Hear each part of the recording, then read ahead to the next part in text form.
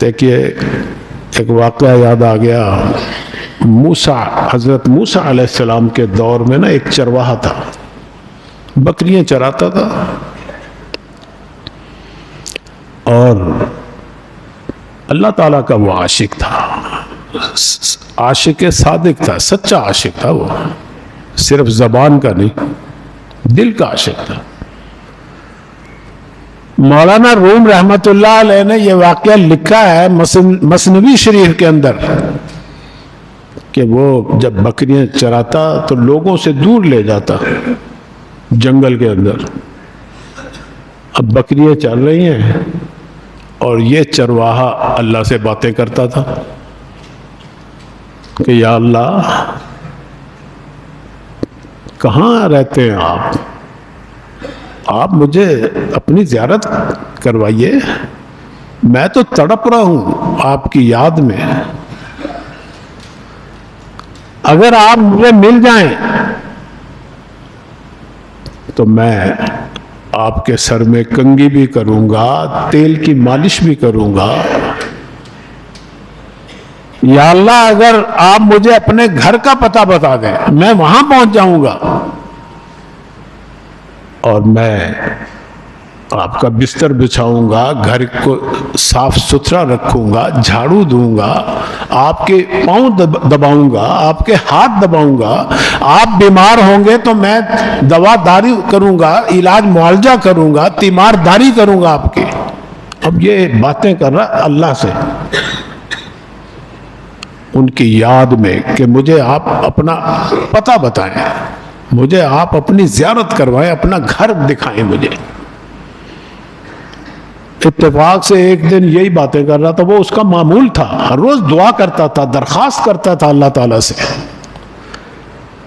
ایک دن ایک چٹان کے اوپر بیٹھا ہوا دعا کر رہا ہے، بکریاں اس کی متفرق ہو کے چل رہی ہیں، موسیٰ علیہ السلام کا بھی ادھر سے گزر ہو گیا۔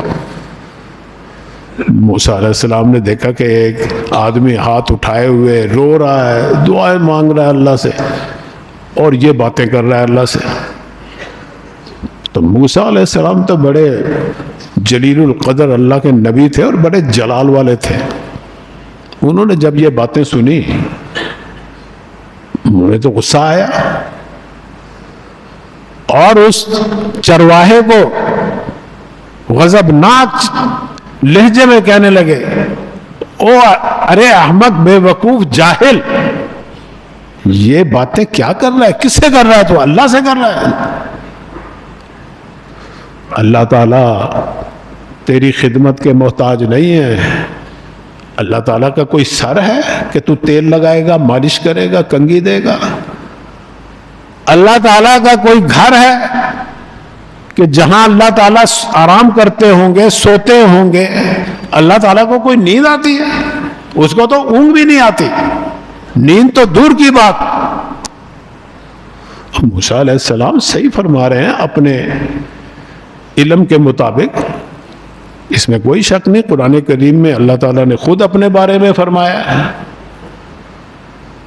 فرمایا کہ اللہ لا الہ الا هو الحی القیوم لا تاخذہ سنۃ ولا نوم، نہ اس کو نیند آتی ہے نہ اس کو اونگ آتی ہے، وہ تو حی قیوم ذات ہے، نہ وہ بیمار ہوتے ہیں، نہ انہیں دوائی کی ضرورت ہے، نہ کسی آرام کی ضرورت ہے۔ تو موسیٰ علیہ السلام نے جب اس کو اچھی طرح ڈانٹ پلائی اور فرمایا توبہ کر، تجھ پہ تو کفر لازم آ گیا، اللہ ناراض ہو گئے تجھ سے۔ وہ تھا سچا عاشق، وہ کہتا تھا کہ میں تو اللہ سے پیار کرتا ہوں، محبت کرتا ہوں، عشق کرتا ہوں، میں تو اللہ سے تلاش میں ہوں، جستجو میں ہے۔ موسیٰ جو اللہ کے نبی ہیں وہ کہہ رہے ہیں اللہ ناراض ہو گئے۔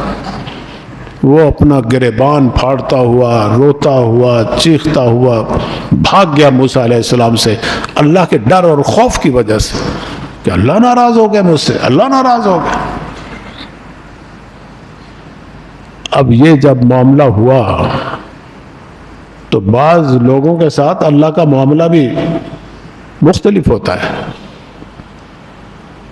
کہیں اللہ تعالیٰ کا قانون چلتا ہے، کہیں قانون سے ہٹ کے اللہ تعالیٰ معاملہ کرتے ہیں. اللہ تعالیٰ کو کوئی پوچھنے والا نہیں ہے کہ یہ ایسا کیوں کیا آپ نے. آپ کا تو ضابطہ یہ ہے، قانون یہ ہے، توحید کا تعلیم یہ ہے، آپ نے یہ فرمایا ہے، لیکن یہ بندہ یہ کہہ رہا ہے. اللہ تعالیٰ نے فوراً، نبی تھے نا موسیٰ علیہ السلام، تو نبی کے اوپر تو وحی آتی ہے. فوراً اللہ نے وحی نازل فرمائی کہ ہمارے بندے کو ناراض کر دیا، ہم نے اس لیے بھیجا تمہیں. موسیٰ میں نے تو تجھے نبی بنا کر بھیجا کہ بندوں کو مجھ سے ملاؤ، تم نے میرے بندے کو مجھ سے دور کر دیا. جاؤ اس کو راضی کرو، لاؤ مناؤ اسے. مولانا روم رحمت اللہ علیہ اسی بات کو بیان کر رہے ہیں. فرمائے کہ تو برائے وصل کردن آمدی، میں نے تو آپ کو بھیجا کہ جاؤ میری مخلوق کو، میرے بندوں کو مجھ سے ملاؤ، توحید کی طرف بلاؤ. فرمائے کہ تو برائے وصل کردن آمدی، تو برائے وصل کردن آمدی، نے برائے فصل کردن آمدی. جدائی کے لیے نہیں بھیجا میں نے.